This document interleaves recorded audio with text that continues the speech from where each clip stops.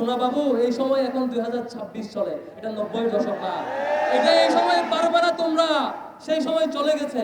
অনেক দূর পথ পাড়ি দিয়ে ছাত্রলীগকেও ছাপিয়ে গেছেন, যেটা খুব ভয়ঙ্কর ব্যাপার। যদি আপনারা গণতান্ত্রিক প্র্যাকটিসকে মূল্যায়ন করেন, সম্মান জানান, আপনারা স্বাভাবিক নীতিমালা অনুযায়ী করেন, তাহলে আপনাদেরকে সহযোগিতা করব।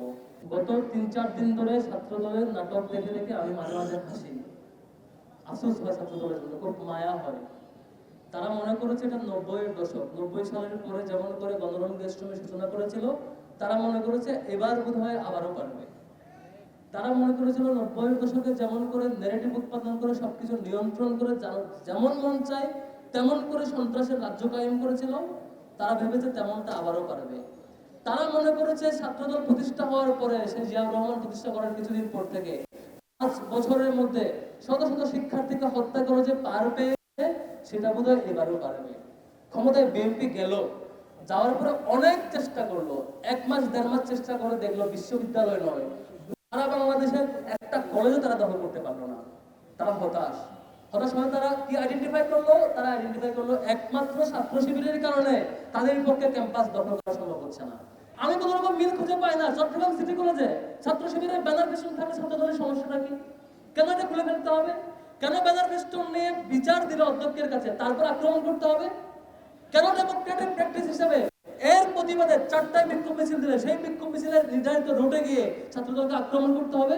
পরে হিসেব খুঁজে পায় তারা চায় শিবির একটু আসো, একটু মারামারি করো, তারপরে এটাকে দোহাই দিয়ে পত্রিকায় ফ্রেমিং করে, মিডিয়ায় ফ্রেমিং করে, তারপর ক্যাম্পাস দখল করবে। শিয়া বাটার ও ভিটামিনে সমৃদ্ধ লিলি বিউটি সোপ, তারুণ্যময় উজ্জ্বল ত্বকের জন্য। সোনা বাবু, এই সময় এখন 2026 চলে, এটা 90-এর দশক না। এটা এই সময় পারবে না তোমরা, সেই সময় চলে গেছে। তাদের ভয়, ডাকসু চাকসু জাকসু রাকসু পেরিয়ে 5টা ছাত্র সংসদে তারা ঘুম হারা হারছে, সেই ভয়ে সাকসু নির্বাচন এখনো তারা বন্ধ রেখেছে।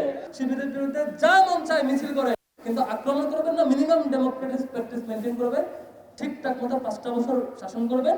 আগামী 5 বছর পরে দেখা যাবে জনগণ কি সিদ্ধান্ত নেয়। অন্তত মাঝপথে পালানোর ইতিহাস তৈরি হওয়া লাগবে না। এই দুটো অপশন আপনাদের আছে।